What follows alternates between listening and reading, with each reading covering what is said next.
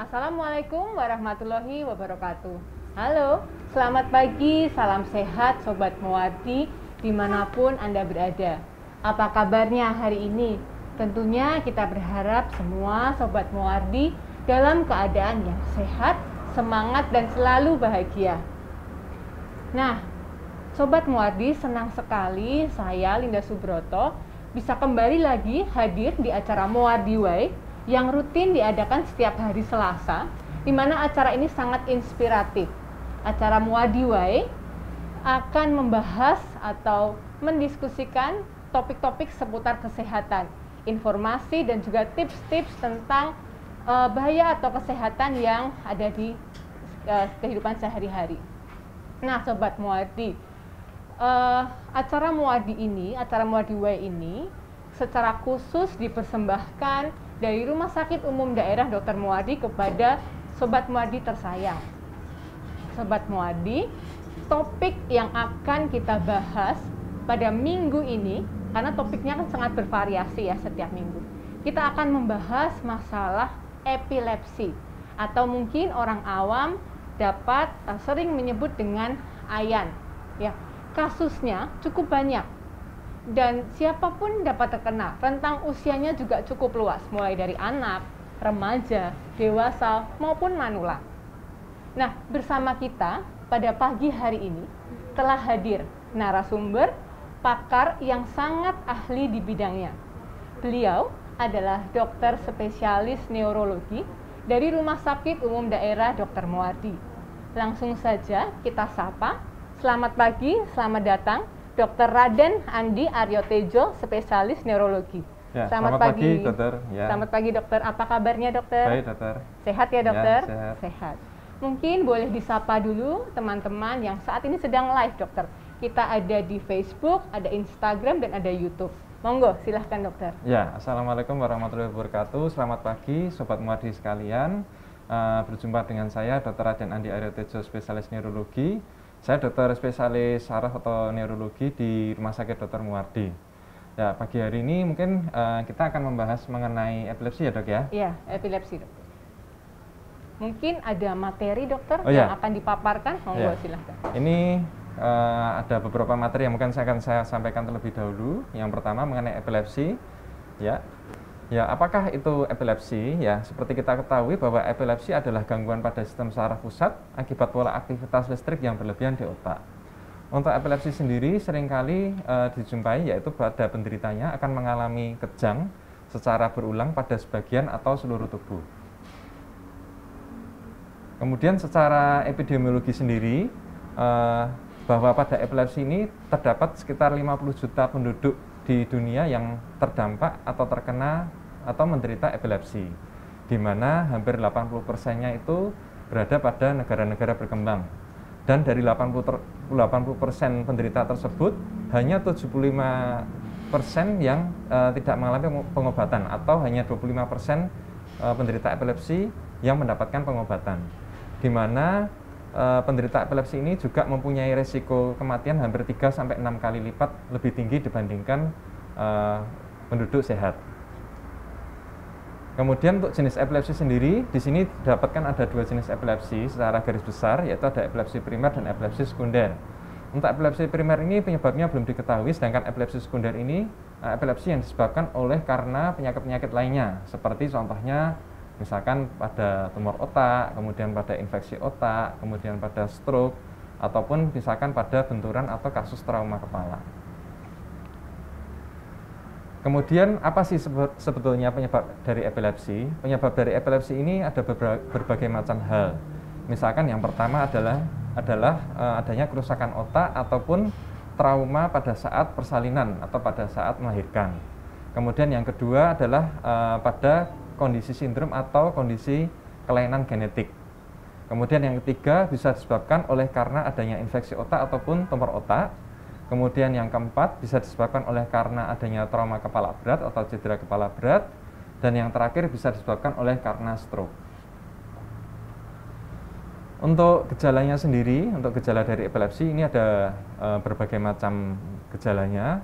Yang pertama itu bisa karena bisa muncul hilangnya kesadaran. Kemudian yang kedua bisa muncul adanya kelemahan. Kemudian yang ketiga bisa muncul adanya suatu rasa gelisah. Kemudian yang keempat bisa muncul adanya rasa melamun.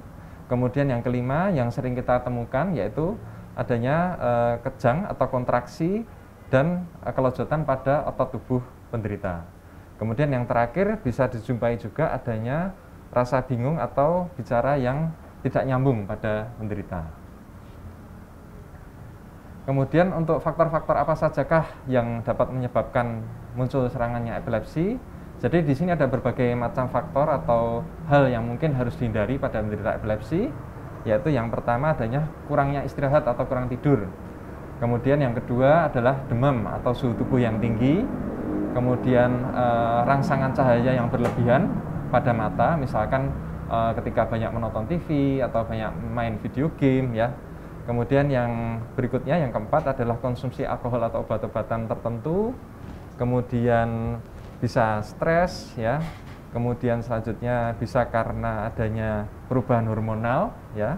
Perubahan hormonal, kemudian kadar gula yang rendah serta adanya konsumsi kopi atau kafein yang berlebihan.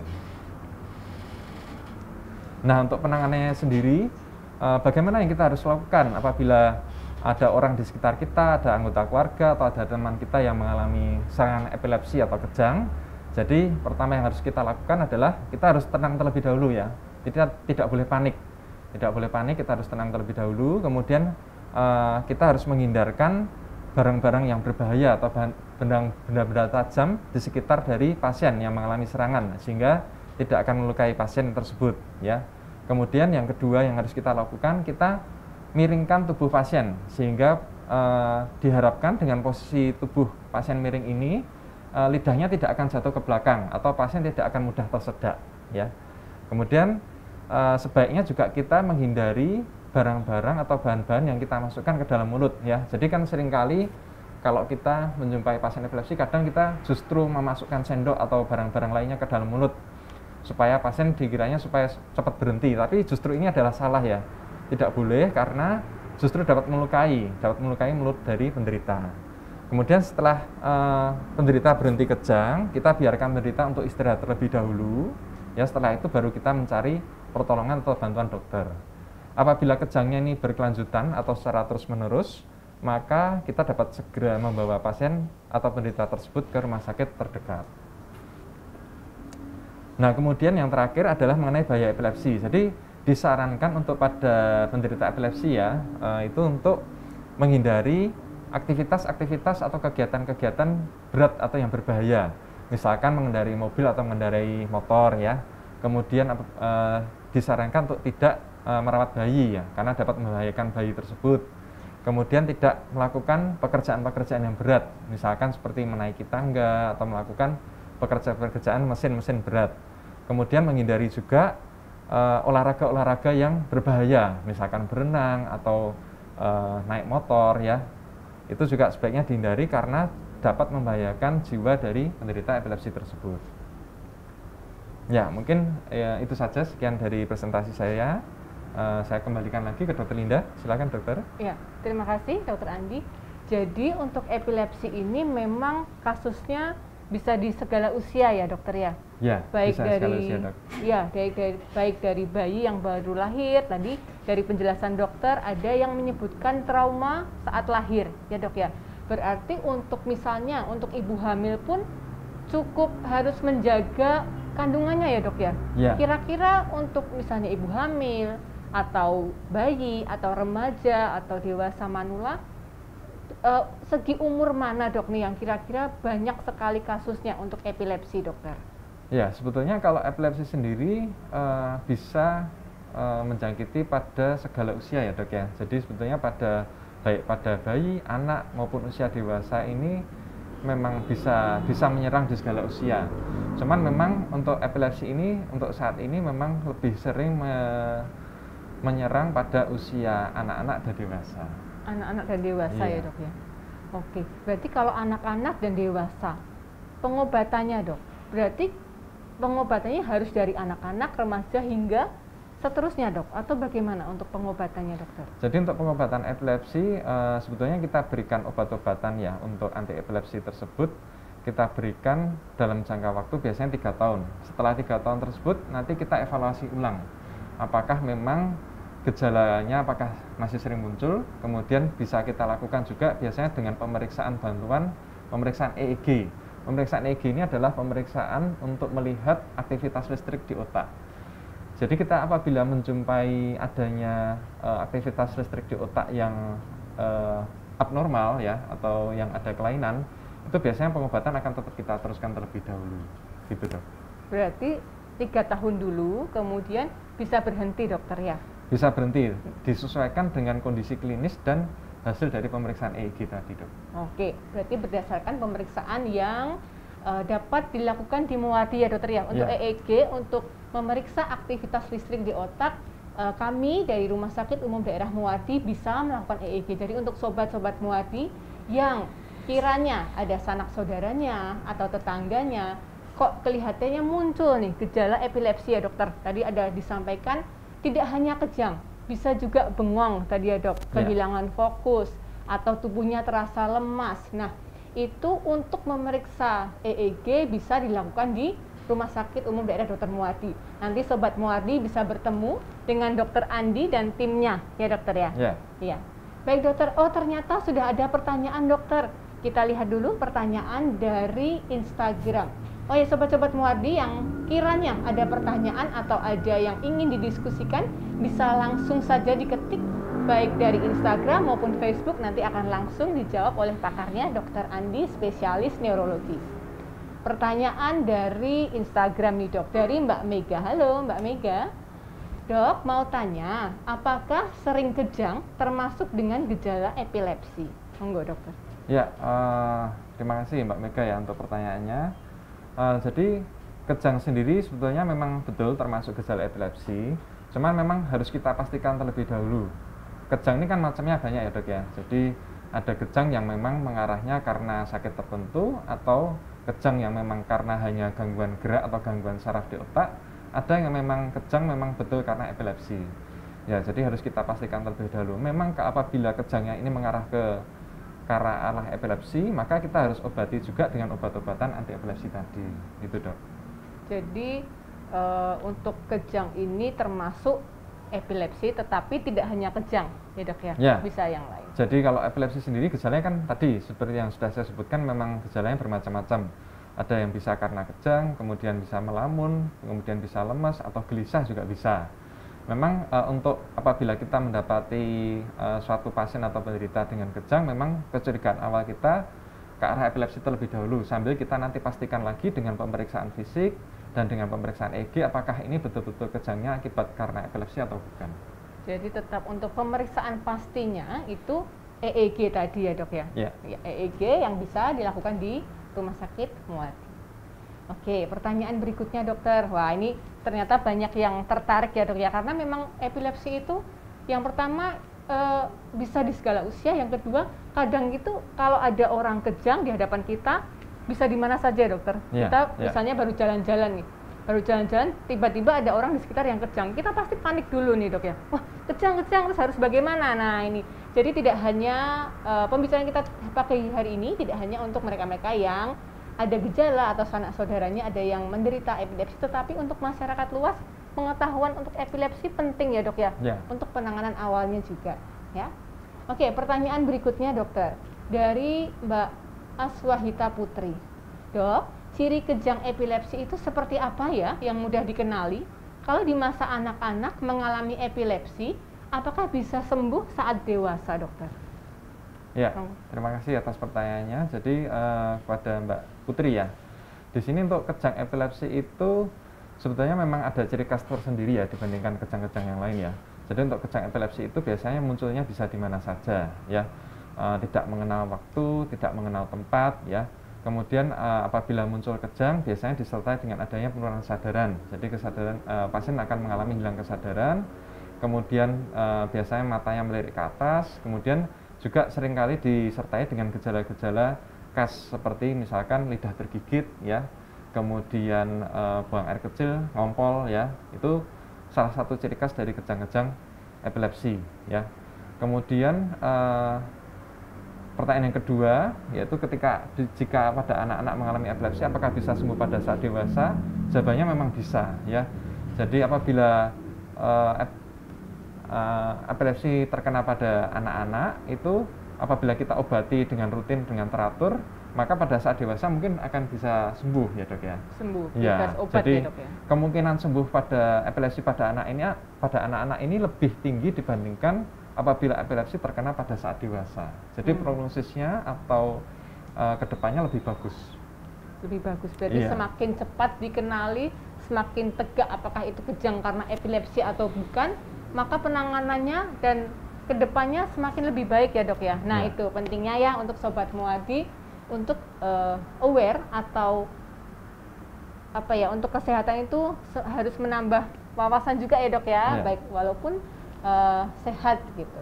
Nah dok, terkait pertanyaan yang dari Mbak Putri tadi dok, untuk kejang di anak-anak, kadang dok, kalau anak-anak kecil, anak bayi itu kan sering demam ya dok. Kalau demam tinggi itu kejang, ada yang kejang, ada yang tidak. Nah apakah kejang pada saat demam itu juga termasuk epilepsi dok? Nah ya betul, jadi pada anak-anak ya, pada usia terutama pada usia 6 bulan sampai 5 tahun memang rentan apabila menderita demam itu akan seringkali terjadi kejang. Tapi hal ini belum tentu suatu epilepsi. Karena kalau pada anak-anak usia 6 bulan sampai 5 tahun ini pada saat kondisi demam, kejangnya ini sering dikatakan sebagai kejang demam. Jadi kejangnya disebabkan oleh karena hanya demamnya itu saja. Ketika demamnya sudah turun maka tidak akan mengalami kejang. Maka ini bukan suatu epilepsi. Kalau epilepsi apabila dia baik demam atau tidak demam biasanya akan tetap mengalami kejang terus gitu. Jadi itu yang membedakan antara kejang demam dengan kejang epilepsi. Memang biasanya rentan menyerang pada usia antara 6 bulan sampai 5 tahun dok ya. Jadi pada anak-anak usia 6 bulan sampai 5 tahun belum tentu ya apabila mengalami kejang dan dia terdapat demam belum tentu ada suatu epilepsi. Tentu harus diperiksa lebih lanjut ya dok ya. Lebih lanjut, tetapi untuk penandanya berarti demamnya ya dok ya. Nah berarti untuk ibu-ibu ya, ibu muda, untuk yang di rumah punya anak bayi, biasanya pengalamannya belum banyak. Untuk ibu-ibu yang baru punya anak satu itu kadang jangan langsung panik. Wah demam tinggi atau kejang, wah anakku epilepsi, berarti belum tentu ya dok ya. Jadi untuk pengetahuan epilepsi itu atau diagnosis epilepsi tetap harus ditegakkan dengan pemeriksaan listrik di otak yaitu EEG. Wah ini pertanyaannya semakin lama semakin banyak nih dok, kayaknya banyak yang tertarik nih dengan materi yang disampaikan Dr. Andi, spesialis neurologi pada pagi hari ini ya dok. Pertanyaan berikutnya dari Mbak Laras, epilepsi bisa sembuh tidak dok? Nah ini berkaitan juga dengan pertanyaan berikutnya ya dok ya. Ini ada juga dari Dr. Ratih Trikusuma. Oh halo dokter, selamat pagi. Ini dok, apakah epilepsi bisa disembuhkan dokter? Dan terima kasih, sangat bermanfaat ilmunya. Oh ya dok, monggo. Ya terima kasih Dr. Ratih ikut join ya dok ya. Jadi untuk epilepsi apakah bisa disembuhkan? Ya memang epilepsi bisa disembuhkan. Memang tergantung dari penyebabnya itu tersendiri ya dok ya. Jadi untuk epilepsi sendiri itu ada berbagai macam jenis. Nah, pada jenis-jenis yang tertentu epilepsi itu dapat disembuhkan apabila pasien mengkonsumsi obat dengan rutin. Kemudian nanti juga itu tadi ya, kita harus evaluasi ulang lagi ya dok ya. Jadi kita lihat apakah gejalanya masih muncul atau tidak, kemudian apakah ada perbaikan dari aktivitas listrik di otak itu sendiri. Gitu. Cuman memang kuncinya memang harus pengobatan rutin terlebih dahulu. Karena kalau semakin dibiarkan epilepsinya itu berlangsung, maka kemungkinan kerusakan gelombang listrik di otaknya ini semakin tinggi, gitu dok. Jadi semakin cepat dikenali, semakin cepat diobati, maka kemungkinan sembuhnya juga semakin besar, gitu ya dok ya. Kembali ke pertanyaan, oh ini ada di Facebook nih dok, dari Mbak Wina Asri. Halo Mbak Wina, ini Mbak Wina ini selalu setia dok, setiap hari Selasa pasti rutin untuk menonton Muardi Way. Apapun topiknya Mbak Wina selalu setia. Ya dok, Assalamualaikum dokter, saya penyintas autoimun dengan SLE, Sjögren Syndrome, RA, HNP, spondylosis. Nah saya habis dirawat di Muardi dok karena sefalgia berat. Sebelum mengalami sefalgia, saya sering pingsan dok. Tangan kiri sangat nyeri, bahkan sering mati rasa. Saya sering demam tinggi dan kalau kondisi pingsan, tangan kaku dok, telapak kaki dan tangan dingin. apakah sering pingsan dan selvalgia berat itu ada kelainan di otak, Dok? Dan apakah terkait dengan autoimun SLE yang tadi diderita dari Mbak Wina ini, Dok? Mungkin pertanyaan pertama dulu mengenai ke bawah dulu. Ya, apakah ada kelainan di otak, Dok? Nah, ini. Ya. Ya, terima kasih Mbak Wina. Ini memang kalau dari gejala-gejala yang disebutkan oleh Mbak Wina ini, baik adanya selvalgia ya, atau adanya nyeri kepala, kemudian sering pingsan, kemudian sering mati rasa, ini memang betul merupakan gejala-gejala kelainan yang ada di sistem saraf ya. Cuman mesti kita pastikan lagi, kita periksa lebih lanjut lagi apakah ini kelainannya berada di sistem saraf pusat ataupun di sistem saraf tepi ya. Biasanya kita bisa lakukan dengan pemeriksaan fisik maupun pemeriksaan-pemeriksaan tertentu ya, dengan pemeriksaan penunjang yang mungkin dapat kita laksanakan nanti di Muardi, dapat kita lakukan di Muardi. Memang ada kemungkinan kelainan di otak bisa, cuman memang kita harus pastikan supaya pengobatannya nanti supaya tepat ya, Dok ya, bisa sesuai dengan gangguannya tadi, dengan kelainannya tersebut. Bisa sesuai dengan penyebabnya ya, Dok ya. Penyebabnya apa, itulah yang kita obati gitu ya, Dok. Nah, Dok, ini ada pertanyaan lagi, Dok. Saya sudah MRI dan CT scan, Dok, tahun 2021. Hasilnya ada multiple lacunar infarct. Nah, bagaimana, Dok? Apakah dari epilepsi ini bisa terlihat juga, Dok, dengan dari pemeriksaan radiologi misalnya MRI, CT scan kepala, atau pemeriksaan radiologis yang lain, apakah bisa terlihat, Dok? Atau memang hanya dari pemeriksaan aktivitas listrik di otak, yaitu EEG tadi, Dok? Monggo. Ya, jadi kalau epilepsi sendiri sebetulnya pemeriksaan penunjang yang utamanya itu adalah EEG ya. Jadi pemeriksaan untuk melihat aktivitas listrik di otak tadi. Cuman memang pada jenis-jenis epilepsi yang lain, misalkan epilepsi yang disebabkan oleh karena tumor, oleh karena infeksi, tentu saja pemeriksaan penunjang lain bisa membantu. Misalkan pemeriksaan CT scan atau MRI, itu kita juga bisa untuk melihat apakah adanya infeksi di otak, apakah adanya tumor di otak, sehingga kita dapat mengetahui penyebab pasti yang menyebabkan epilepsi tersebut. Dengan pemeriksaan tersebut mungkin dapat membantu kita untuk mengobati pasien tersebut sehingga mencapai pengobatan yang lebih maksimal. Pengobatan yang lebih maksimal ya, Dok. Nah, ini Mbak Wina sudah pernah MRI, sudah pernah CT scan. Nah, sudah pernah EEG atau pemeriksaan listrik di otak atau belum nih, Mbak Wina? Kalau belum, nah ini saatnya nih. Bisa datang ke Muadi, nanti bertemu dengan Dr. Andi, spesialis neurologi. Nanti bersama timnya juga, mungkin dapat dilakukan pemeriksaan EEG tadi ya, Dok ya. Untuk benar-benar menegakkan apakah itu benar kejang atau tidak, seperti itu ya, Dok. Ya. Nah, ini, Dok. Kembali ke pertanyaan Instagram nih, dari Ibu Niluh Lincah Yuliani. Dok, cucu saya sering kejang terus hingga akhirnya lemah badan sebelah kanan. Nah, itu kenapa, Dok? Monggo. Ya, ya terima kasih Bu Niluh ya. Jadi pada kejang pada cucu ibu ya, ini kan menyebabkan akhirnya lemah badan sebelah kanan. Jadi mesti nanti akan kita lihat dulu ya Bu ya, akan kita periksa lebih lanjut dulu. Apakah kelemahan badan sebelah kanan itu apakah menetap atau tidak ya? Karena beberapa kali memang pada penderita epilepsi itu seringkali setelah mengalami kejang, pada saat pemulihan dia bisa mengalami kelemahan anggota gerak satu sisi, tapi nanti bisa membaik sendiri. Apabila gejalanya ini menetap, berarti kemungkinan memang ada sesuatu penyebab hal yang lain yang mungkin mengganggu sistem saraf pusat atau di otaknya, sehingga mungkin nanti akan kita perlukan untuk pemeriksaan penunjang yang lain seperti CT scan atau MRI kepala itu tadi ya. Jadi memang perlu pemeriksaan lanjutan ya, Dok ya. Tapi untuk kejang yang sebelah itu badannya jadi lemah nanti bisa kembali ya, Dok ya. Jika memang tidak ada kelainan yang berat ya. Kalau tidak ada kelainan yang berat nanti bisa membaik lagi. Gitu. Bisa membaik lagi. Nah, Dok, terkait dengan tadi, Dok, ada pertanyaan atau mungkin pemaparan materi ya tadi ya. Untuk jika ada pasien kejang tetapi tidak boleh memasukkan sesuatu ke dalam mulutnya ya, Dok ya. Nah, tetapi ada sebagian juga yang berpikir nanti kalau kejang lidahnya tergigit. Nah, itu bagaimana, Dok?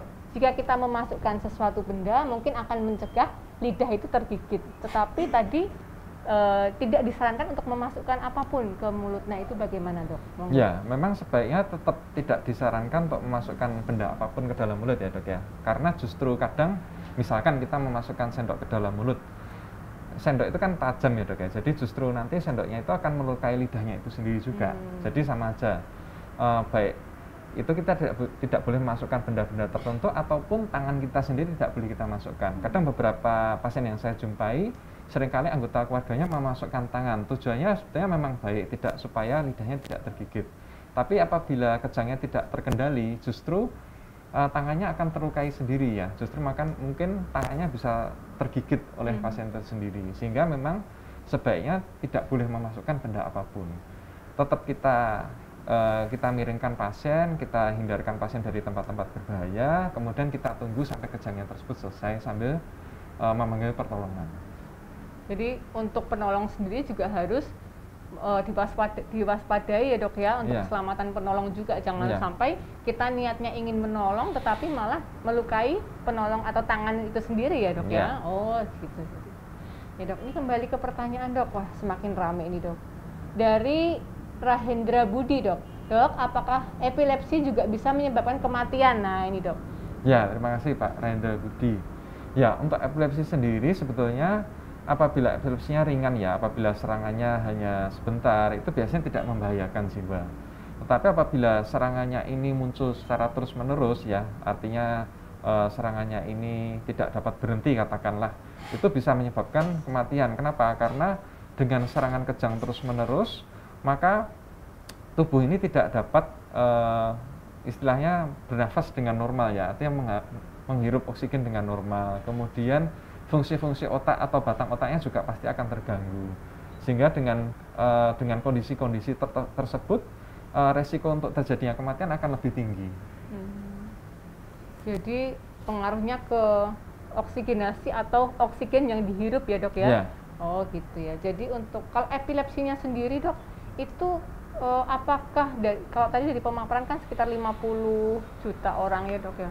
Nah itu kira-kira untuk kematiannya berapa persen dok yang sampai epilepsi bisa menyebabkan kematian dok? Apakah sedikit atau bagaimana? Ya memang kalau dari penelitian hanya disebutkan bahwa penderita epilepsi ini mempunyai faktor resiko kematian itu lebih tinggi 3-6 kali lebih tinggi ya. Tapi secara epidemiologi ini untuk kematian ini sangat bervariasi sekali tergantung dari kondisi epilepsinya sendiri. Yang paling berat itu adalah apabila terjadi kondisi namanya status epileptikus. Status epileptikus itu di mana adalah adanya suatu kondisi kejang atau kondisi serangan epilepsi yang muncul terus-menerus selama 30 menit lebih ya. Atau apabila terdapat adanya 2 serangan di mana antara 2 serangan itu pasiennya tidak mengalami perbaikan kesadaran. Nah, pada kondisi tersebut itu sudah dikatakan sebagai suatu kondisi darurat, sehingga resiko terjadi kematian sangat tinggi dan harus segera dibawa ke rumah sakit. Oh gitu ya dok. Berarti ketika kejang yang mungkin resiko kematiannya tidak terlalu besar, dia setelah kejang berhenti, dia akan berhenti sendiri ya dok kejangnya itu. Tetapi ketika ada periode di mana 2 kejang dan di antara kedua kejang itu tidak ada kesadaran, maka itu yang cukup berbahaya ya, cukup berbahaya dan harus segera dibawa ke Rumah Sakit Umum Daerah Dr. Muwardi. Jangan lupa nanti bertemu dengan dokter-dokter yang hebat dari bagian neurologi ya dok ya. Ya. Ini ada pertanyaan lagi nih dok. Dari Dwiki Chandra, dok, saya 2 tahun ini didiagnosa epilepsi, lalu minum obat rutin dari dokter spesialis. 2 tahun nih dok. Setelah itu saya sudah tidak pernah kambuh lagi. Saya hentikan minum obat. Apakah epilepsi saya bisa sembuh total? Nah ini salah satu contoh yang pengobatan rutin ya dok ya, Mas Dwiki Chandra ini pengobatan rutin 2 tahun ternyata bisa tidak ada kambuh lagi nih dok. Ya gimana dok? Ya terima kasih Mas Dwiki Chandra untuk pertanyaannya. Jadi karena kondisinya ini pada saat ini Mas Dwiki Chandra sebelumnya sudah didiagnosis epilepsi dan sudah minum obat rutin dari dokter spesialis, sudah betul ya. Akan tetapi memang untuk konsumsi obatnya ini sebetulnya harus dilanjutkan terus-menerus sampai setidaknya minimal 3 tahun. Ataupun apabila memang pasien ini menghendaki untuk menghentikan obat, sebaiknya harus mengkonsultasikan terlebih dahulu kepada dokter. Karena untuk menghentikan obat itu memang ada cara tersendiri ya. Tidak boleh langsung obat-obatnya langsung dihentikan. Harus memang dosisnya dikurangi secara pelan-pelan. Dan itu yang dapat mengurangi dosis adalah dokter spesialis sarafnya tersebut ya. Sehingga memang sebaiknya sebetulnya Mas Dwiki Chandra ini harusnya konsultasi lagi kepada dokter sarafnya mengenai konsumsi obatnya. Apakah memang sudah betul bisa dihentikan atau memang tetap harus dikonsumsi. Dan memang ini tergantung nanti dari pemeriksaan EEG-nya tadi ya mungkin ya dok ya. Jadi EEG ini bisa diulang untuk evaluasi? Bisa ya, diulang ya? untuk evaluasi dok. Jadi untuk melihat lagi apakah memang masih ada gangguan aktivitas listrik di otak atau tidak gitu dok. Oke gitu ya dok. Nah untuk gitu Mas Dwiki ya, jadi untuk menghentikan obat tidak bisa langsung tahu-tahu berhenti. Pelan-pelan dulu ya dok, yang mungkin semula sehari 3 kali, jadi sehari 2 kali, jadi sehari sekali. Nah setelah aman, tidak ada gejala kejang lagi atau epilepsi lagi, maka mungkin bisa dihentikan seperti itu ya dok. Ya. Nah terkait pasien-pasien yang sudah pengobatan dan sudah stop dokter, atau mungkin pasien yang masih dalam pengobatan, untuk aktivitas sehari-hari, apakah mereka ini boleh sendiri dok? Atau mungkin ada penanda khusus mereka memakai kalung yang menandakan epilepsi seperti itu, atau untuk aktivitas harus selalu didampingi dok? Monggo dok. Ya, jadi untuk penderita yang masih mengkonsumsi ya dok ya? Masih mengkonsumsi ya. Atau sudah sembuh? Bagi penderita yang masih mengkonsumsi obat epilepsi, memang sebetulnya tidak ada perbedaan dengan yang lain ya dok ya. Artinya tidak dibedakan dengan memakai atribut tertentu sih tidak ada. Cuman memang untuk aktivitas harus dibatasi dok. Untuk aktivitas, terutama aktivitas berat ya dok ya. Misalkan melakukan pekerjaan-pekerjaan berat, misalkan naik tangga, kemudian tadi misalkan menggunakan mesin-mesin yang berbahaya, itu mesin-mesin berat itu sebaiknya tidak disarankan. Kemudian untuk mengendarai mobil atau motor itu juga tidak disarankan, ataupun apabila melakukan olahraga-olahraga yang memang berisiko tinggi, misalkan berenang, olahraga balap, itu juga tidak disarankan. Kemudian apalagi dok tadi? Apakah aktivitas bekerja gitu harus didampingi atau mungkin penanda khusus dok? Nanti kira-kira ketika sedang di tempat umum tahu-tahu jatuh lemas, ada penanda, oh ini ternyata baru epilepsi atau baru kejang gitu? Kalau untuk aktivitas ringan, aktivitasnya sendiri, apabila aktivitas ringan tidak perlu didampingi dok. Tapi untuk aktivitas berat tadi memang perlu pengawasan khusus. Pengawasan khusus dan sebaiknya dihindari ya dok ya? Ya, sebaiknya dihindari. Nah untuk olahraga nih yang disarankan apa nih dok? Untuk ya kalau olahraga paling disarankan hanya jogging, kemudian senam. Jadi olahraga yang betul-betul hanya ringan sekali. Ringan tetapi tetap menjaga kebugaran tubuh ya dok ya. Gitu. Jadi boleh jalan pagi, boleh senam, boleh lari-lari kecil ya dok mungkin ya dok. Tapi kalau yang jauh atau sepeda itu mungkin dapat dikurangi gitu dok. Ini kembali pertanyaan dari Facebook dok. Dok, apakah benar kalau orang epilepsi ketika kambuh terus mengeluarkan air liur bisa menular? Nah ini terkait juga dengan epilepsi dok. Mungkin sebagian orang ada yang mikir apakah epilepsi itu menular? Apakah epilepsi itu menurun? Atau bagaimana dok? Monggo dokter Andi. Ya, terima kasih atas pertanyaannya. Jadi ini merupakan sebetulnya suatu mitos ya dok ya, atau suatu stigma negatif di masyarakat bahwa bahwa epilepsi itu menular. Sebetulnya yang betul itu adalah bahwa epilepsi itu tidak menular ya. Epilepsi itu tidak menular dan air liurnya itu merupakan gejala dari serangan epilepsinya. Jadi itu merupakan bukan sesuatu hal yang berbahaya dan itu hanya merupakan salah satu gejala dari serangan epilepsi. Tapi yang pasti bahwa epilepsi itu tidak menular. Tidak menular ya dok. Jadi untuk air liur yang keluar setelah kejang ya dok biasanya atau ya, saat kejang ya dok? Pada saat kejang. Pada saat kejang keluar air liur ataupun ngompol ya dok tadi sempat dibahas, itu tidak menular Mbak Wina ya. Jadi ketika mungkin menemui ada kerabat atau orang di sekitar yang sedang serangan kejang, jangan takut untuk menolong, tetapi tetap diperhatikan untuk keamanan dari penolong itu sendiri, gitu dok ya? Iya. Kembali nih dok, ada pertanyaan berikutnya dari Brenda Agista. Pagi dokter, dok, apakah epilepsi ini sangat menular? Oh hampir sama. Apakah aman kita membantu orang yang epilepsinya sedang kambuh di tempat umum? Nah ini kira-kira untuk keamanan dari penolong dok, gimana dok kira-kira? Ya, terima kasih Mbak Brenda.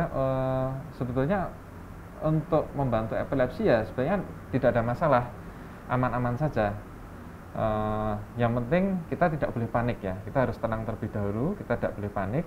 Kemudian kita bisa membantu penderita epilepsi dengan cara kita mengamankan penderita epilepsi di tempat yang menjauhi tempat-tempat berbahaya. Kemudian menjauhkan benda-benda tajam yang dapat membahayakan penderita tersebut ya. Kemudian setelah itu kita bisa memiringkan tubuh penderita epilepsi supaya ditujukan supaya pasien tidak mudah tersedak ya, supaya saluran nafasnya lebih aman gitu. tetap terbuka. Jadi kalau ada orang kejang, yang penting jangan panik dulu. Ini yang agak berat nih dok. Kadang-kadang kalau kita nggak pernah menemui pasien atau orang yang kejang, atau kejang di depan kita, pasti panik dulu. Nah itu yang penting. Tenangkan diri dulu ya dok ya.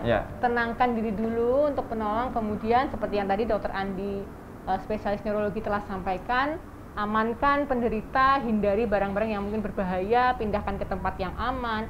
Kemudian miringkan, ini yang penting dok ya, miringkan. Kadang di orang yang sedang kejang kita tolong beri ruang gitu aja ya dok ya. Tetapi untuk memiringkannya kadang lupa nih dok. Nah kalau seandainya dok, pasien yang kejang tidak dimiringkan, akan terjadi bahaya apa nih dok kira-kira? Ya, jadi apabila pasien kejang tidak dimiringkan, pada pasien kejang ini kan biasanya akan mengalami penurunan sadaran. Jadi pada saat kondisi kesadarannya menurun, seringkali itu lidahnya bisa terjatuh ke belakang. Itu akan menghalangi saluran nafas. Apabila saluran nafasnya terhalangi, maka tadi oksigenasinya akan terbatas sehingga dapat membahayakan jiwa dari pasien, dapat meningkatkan risiko kematian tersebut dari pasien. Jadi menambah bahayanya ya dok ya, ketika pasien epilepsi itu atau pasien yang sedang kejang tidak dimiringkan, lidahnya bisa jatuh ke belakang sehingga mengurangi asupan oksigen, dan juga mungkin terkait dengan air liur tadi ya dok ya. Air liurnya juga bisa menyebabkan kesedak. Nah itu yang harus hati-hati. Nah ini pertanyaan berikutnya dok dari Instagram dari Mbak Alifa Alina. Pagi dok, anak saya waktu kecil kena epilepsi, tapi setelah remaja tidak pernah kambuh. Nah ini contoh bagus dok ya. Jadi dari kecil sudah aware untuk kesehatan, diperiksa, diobati, sekarang sudah tidak pernah kambuh lagi. Apakah ini bisa dikatakan sembuh dokter? Ya, jadi kalau secara sekilas memang betul, mungkin bisa dikatakan sudah sembuh. Cuman memang sebaiknya kita periksa ulang ya dok ya. Jadi kita pastikan terlebih dahulu apakah memang betul tidak mengalami serangan epilepsi lagi. Karena kan bentuknya serangan epilepsi itu kan tadi berbagai macam ya dok ya. Jadi bisa dari nyeri kepala bisa, penurunan sadaran bisa, rasa gelisah atau melamun juga bisa. Jadi kita pastikan terlebih dahulu apakah gejala klinisnya ini apakah sering muncul atau tidak, apakah masih kadang muncul atau tidak. Yang pertama itu. Yang kedua, memang sebaiknya kita lakukan pemeriksaan EEG untuk melihat aktivitas listrik di otak. Apabila memang sudah normal dan tidak ada gejala klinis yang muncul, memang bisa kita katakan sudah sembuh gitu dok. Sudah baik, sudah sembuh ya dok.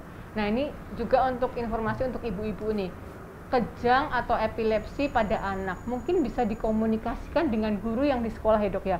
Ketika mungkin ada anak yang prestasinya menurun atau sering melamun, begitu juga salah satu gejala dari epilepsi ya dok ya, tadi hilang fokus seperti itu ya dok. Nah ini bisa dikomunikasikan ke mungkin guru-guru di sekolah ketika ada gejala-gejala mungkin bangkitan epilepsi ya dok ya disebutannya ya dok ya, atau aurat itu ketika tidak harus kejang, tidak harus kaku seluruh tubuh atau separuh badan, tapi ketika melamun, mungkin ketika fokusnya menurun, nah itu juga mungkin ada bangkitan-bangkitan yang kecil yang mungkin tidak semua orang bisa sadari ya dok ya, gitu ya dok. Nah itu, tapi kalau sudah remaja, sudah sembuh, aktivitas seperti biasa, kemudian di pendidikan juga tidak ada prestasi yang menurun, berarti memang bisa kemungkinan tidak ada masalah dan mungkin bisa sembuh, tetapi tetap harus dipastikan dengan EEG ya dok ya. Ya, ini dok, ada pertanyaan dari Yudi Nice nih dok. Pagi dok, apa saja yang harus dilakukan agar epilepsi tidak sering kambuh selain dari mengkonsumsi obat? Nah ini dok, apakah mungkin ada aktivitas atau olahraga tertentu untuk menghindari kekambuhan dari epilepsi? Monggo dok. Ya, terima kasih dari Pak Yudi ya pertanyaannya, supaya epilepsi tidak sering kambuh. Jadi memang kalau pada penderita epilepsi sebaiknya yang nomor satu adalah harus mengkonsumsi obat rutin, itu harus wajib ya. Yang pertama, yang kedua, kiat-kiat supaya tidak sering kambuh itu sebaiknya tadi ya kita menghindari faktor-faktor pencetus serangan tadi ya. Jadi kita harus istirahat dengan cukup, tidurnya cukup, kemudian tidak boleh stres ya, kemudian menghindari tempat-tempat yang dengan suhu yang lebih tinggi ya, dengan suhu panas, kemudian kita tidak boleh mengkonsumsi obat-obatan lain yang mungkin tanpa sepengetahuan dari dokter ya, kemudian tidak mengkonsumsi kopi atau kafein yang berlebihan. Nah itu kita harus menghindari hal-hal tersebut supaya serangan epilepsinya itu tidak muncul lagi gitu ya. Terutama untuk juga bagi anak-anak juga tidak boleh menonton TV atau bermain video game yang berlebihan, dok. Itu juga karena rangsangan cahaya dari TV atau dari video game tersebut dapat bisa meningkatkan risiko serangan epilepsi. Wah, ini baru nih dok ya.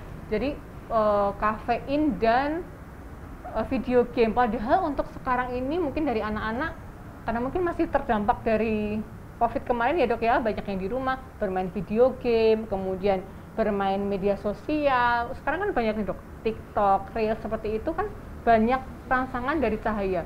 Juga untuk mungkin usia-usia produktif remaja yang sekarang mungkin sering di kafe, seperti di kopi. Nah itu bagaimana dok? Apakah mungkin ada kopi-kopi tertentu yang mungkin bisa mencetuskan atau tergantung dari masing-masing pasien dok? Monggo.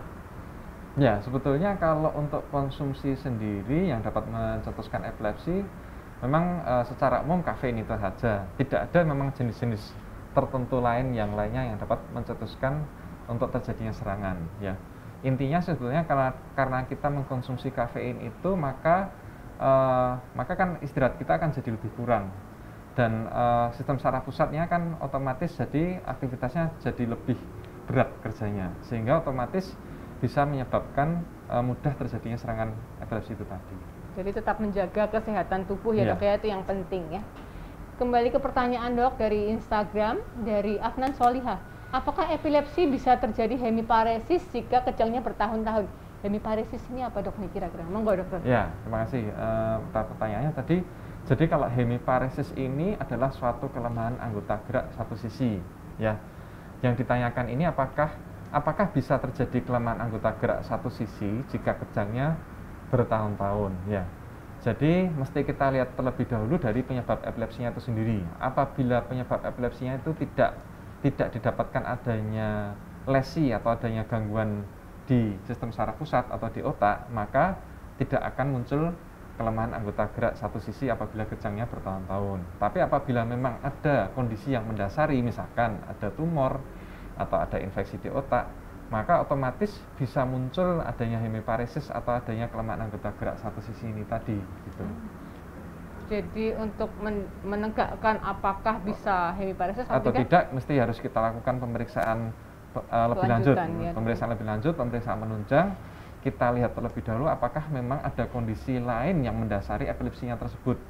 Kalau memang ada kondisi yang mendasari epilepsi tersebut, kondisi yang berat, misalkan tumor atau infeksi, maka otomatis gejalanya hemiparesis atau kelemahan anggota geraknya ini mungkin bisa muncul. Bisa juga ya. Nah itu yang pentingnya mengapa di RSUD Dr. Muwardi ini ya dok ya, bisa melakukan pemeriksaan-pemeriksaan penunjang yang dapat menegakkan apakah ini benar kejang karena epilepsi, apakah jika memang ada hemiparesis atau kelemahan satu sisi anggota tubuh ini akan berkelanjutan seperti itu ya dok. Bisa dari EEG, bisa dari CT scan kepala dan dari MRI kepala juga ya dok ya. Bisa semua kan ya dok di sini ya dok? Bisa. Nah itu yang penting. Jadi monggo silahkan datang untuk pemeriksaan lebih lanjut ya. Oke, kembali ke pertanyaan dari Revita Gina nih dok. Dok, apa benar epilepsi tidak bisa hamil? Nah ini dok. Monggo dok. Ya, terima kasih atas pertanyaan Mbak Revita ya. Jadi kalau pada menderita epilepsi apakah tidak bisa hamil atau tidak boleh hamil?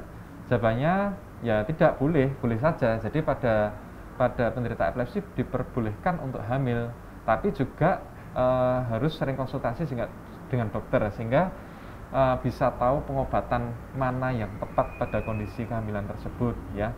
Jadi sebaiknya apabila memang sebelum hamil ya, apabila sudah merencanakan kehamilan, sebaiknya konsultasi terlebih dahulu. Karena kita nanti bisa membantu untuk pengobatan-pengobatan yang aman untuk ibu dan aman untuk janinnya nanti, supaya epilepsinya tetap terkontrol dan bayinya atau janinnya juga tetap akan sehat. Gitu, dok. Jadi untuk kehamilannya tetap konsultasi ke bagian kandungan, dan untuk epilepsinya bukannya tidak boleh, boleh saja ya dok, boleh saja, tapi tetap berkonsultasi ke dokter spesialis neurologi. Nanti akan dipantau secara bersama ya dok ya, dan kapan boleh merencanakan kehamilan dan kira-kira obat-obat apa yang aman untuk kelahiran hingga nanti sampai untuk persalinannya gitu ya dok. Pertanyaan berikutnya nih dok, dari Dwita Herlina Sari. Apa saja dok terapi yang bisa dilakukan untuk menyembuhkan epilepsi? Apakah harus minum obat seumur hidup? Nah ini obat seumur hidup ini kadang-kadang pas orang-orang awam ini sudah waduh kok obat terus, nanti bagaimana dengan fungsi ginjal yang sering dipertanyakan nih dok. Nah, monggo nih dok. Ya, jadi terapi yang bisa dilakukan untuk menyembuhkan epilepsi yang pertama memang apabila memang sudah ditegakkan bahwa ini adalah suatu epilepsi, tentu saja kita berikan obat-obat anti epilepsi. Dan memang betul obat anti epilepsi ini kan memang harus dikonsumsi secara terus-menerus minimal selama 3 tahun. Nah, untuk pengobatannya epilepsi sendiri biasanya kita sesuaikan dengan kondisi pasien. Yang pertama tentu kita periksa dulu dengan kondisi pasien ini apakah ada gangguan ginjal atau tidak, apakah ada gangguan di liver atau di ginjal ya. Apabila memang ada gangguan, biasanya kita sesuaikan pengobatannya yang aman untuk ginjal ataupun fungsi liver ya. Jadi kita carikan obat yang memang tidak terlalu mempengaruhi ginjal atau fungsi liver. Tapi bagi penderita yang memang tidak ada gangguan liver atau gangguan ginjal, secara umum pengobatannya ini aman.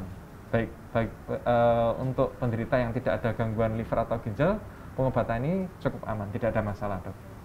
Tidak ada masalah dok ya. Berarti untuk pasien dengan gangguan ginjal atau pasien yang ingin merencanakan kehamilan, jangan takut untuk periksa supaya nanti bisa secara bersama-sama direncanakan ya dok ya. Dan untuk keamanan ginjalnya, untuk kehamilannya nanti bagaimana. Nah ini mungkin pertanyaan terakhir ya dok ya dari Dwita Herlina. Dok tanya lagi dok, ini berarti topiknya menarik nih dok ya. Kalau pemeriksaan untuk diagnosa epilepsi itu atau pengobatannya apakah bisa dipakai BPJS di Muardi dok? Nah ini dok, penting nih dok, BPJS di Muardi. Ya terima kasih Mbak Dwita Herlina. Jadi baik untuk pemeriksaan atau diagnosis epilepsi ataupun pengobatan epilepsi itu sendiri bisa dilakukan di Muardi dan bisa memakai fasilitas BPJS. Bisa ya dok. Ya. Jadi tidak ada masalah. Jadi kita bisa lakukan pemeriksaan secara lengkap, baik itu pemeriksaan EEG, pemeriksaan CT scan atau MRI, dan ditanggung atau difasilitasi oleh BPJS di Muardi. Di cover semua. Jadi cukup datang saja, nanti bertemu dengan Dr. Andi spesialis neurologi dan timnya. Nanti bisa dilakukan pemeriksaan. Nanti tergantung pemeriksaan awalnya dulu ya dok ya. Nanti yang mana? Nah nanti semua di cover BPJS. Oh ada pertanyaan tambahan nih dok nih. Kayaknya 1 jam nih kurang ya dok ya. Ini dok dari Ratna Watisti. Dok, ayan atau epilepsi itu sama ya dok? Terapi herbal untuk epilepsi ada atau tidak dok? Nah ini herbal dan apakah ayan itu sama dok? Monggo. Ya, jadi ayan sama epilepsi itu sama ya dok ya. Jadi untuk istilah medisnya itu kita katakan epilepsi, tapi secara di masyarakat awam menyebutnya adalah suatu ayan ya. Kemudian terapi herbal untuk epilepsi untuk sampai saat ini ya dok ya, untuk secara penelitian medis itu belum ada terapi herbal untuk epilepsi. Jadi yang kita gunakan memang terapi pengobatan pada umumnya ya. Kemudian untuk kopi sendiri sebetulnya kan memang bukan untuk pengobatan, tapi memang harus dihindari sebetulnya untuk kopi sendiri gitu dok. Jadi kopi itu malah jangan terlalu banyak, tetapi dihindari ya dok ya. Seminimal mungkin kalau perlu. Nah, untuk ayan atau epilepsi ini kadang orang itu kadang sama ya dok ya. Mungkin epilepsi tidak terlalu sering mendengar, tapi ayan itu memang sama ya dok ya. Sama. Ya dok. Nah ini mungkin sebelum kita tutup, karena memang ternyata dari pembicaraan kita selama 1 jam deh ya dok ya, sudah tidak terasa nih 1 jam. Ternyata untuk epilepsi atau berdamai dengan epilepsi, tema kita hari ini itu bisa dari segala usia, segala kalangan. Mulai dari ibu hamil tadi dok, yang nanti berpengaruh ke nanti untuk persalinan buah hatinya, kemudian kejang mungkin atau epilepsi saat pada balita, anak-anak, remaja, usia produktif, dan manula. Ini kira-kira ada closing statement atau tidak nih dok? Oh, iya dok. Ya, oke. Ya terima kasih Dr. Linda. Jadi untuk epilepsi sendiri bagi Sobat Muardi ya, memang seperti kita ketahui bahwa epilepsi ini kan sepertinya seolah-olah menyeramkan ya, seolah-olah tidak bisa sembuh. Tetapi jangan khawatir bahwa sebetulnya epilepsi ini dapat disembuhkan dan epilepsi ini tidak menular. Jadi jangan khawatir bagi Sobat Muardi, kita juga jangan sampai menjauhi penderita-penderita epilepsi yang lain. Dan sebaiknya bagi Sobat Muardi yang mempunyai anggota keluarga atau teman yang menderita epilepsi, memang sebaiknya disarankan untuk melakukan pengobatan secara rutin supaya epilepsinya dapat terkontrol ya, dan dapat disembuhkan, supaya dapat sembuh. Gitu dok. Jadi kenali dulu awalnya, gejala awalnya epilepsi itu seperti apa, yang tadi sudah dipaparkan dari Dr. Andi.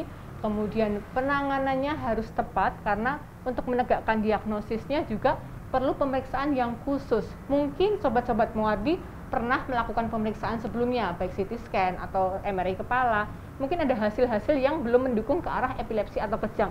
Maka dari itu, monggo sobat Muardi bisa datang untuk menegakkan apakah kejangnya itu karena epilepsi atau bukan. Bisa melakukan pemeriksaan EEG atau aktivitas listrik di otak ya dok ya. Nanti bisa bertemu dengan dokter Andi, spesialis neurologi bersama timnya. Dan jangan takut karena pemeriksaan ini semua di cover BPJS ya dok ya. Cover BPJS dan monggo tinggal datang saja. Nanti kita di Muardi ada pemeriksaan yang lengkap untuk membantu menegakkan dan juga membantu untuk pengobatan dari epilepsi atau kejang itu sendiri ya dok. Nah sobat Muardi, yang mungkin tadi tertinggal atau mungkin ingin melihat lagi atau mungkin materi ini sangat menarik, topik yang kita bahas ini sangat baik, mungkin ingin di-download, mungkin ingin dilihat lagi, mungkin ingin diputar lagi. Nah, kegiatan atau hasil rekaman live streaming pada hari ini dapat sobat Muardi lihat lagi atau download lagi di Facebook dan YouTube serta Instagram RSUD Dr. Muardi. Dan jangan lupa, nah ini yang penting ya dok ya, untuk selalu like, follow, subscribe, dan share semua akun media sosial Rumah Sakit Umum Daerah Muardi. Kita ada di Facebook, kita ada di Instagram, kita ada di YouTube. Ya dok.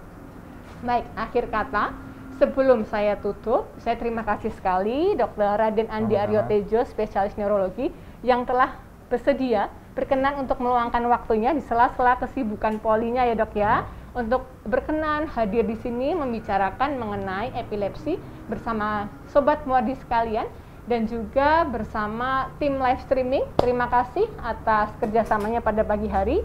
Pada pagi hari ini saya Linda Subroto berterima kasih dan tetap semangat, tetap sehat. Kita tutup ya dok. Assalamualaikum warahmatullahi wabarakatuh.